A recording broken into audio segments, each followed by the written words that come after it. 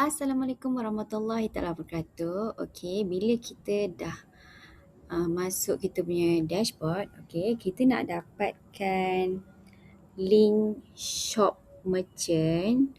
Okey, kita akan nampak pautan pantas kat marketplace ni. Kita klik je dekat situ. Alright, lepas tu dia akan buka macam ni lah. Okay, so kita scroll ke bawah nak dapatkan link shop merchant kan. Okay, pergi mana-mana produk yang kita nak copy link tu. Okay, dekat sini ada dua tau, kiri dengan kanan. So untuk dapatkan shop merchant, kita pergi dekat kita klik je dekat belah kanan ni. Nampak share merchant store.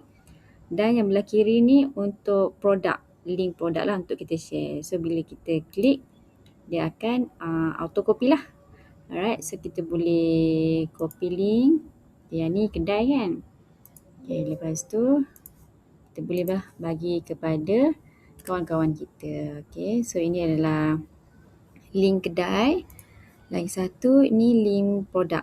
Okay, kita boleh copy dan kita boleh share link tersebut.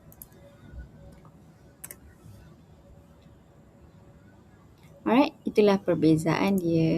Yang ni kedai, yang ni produk.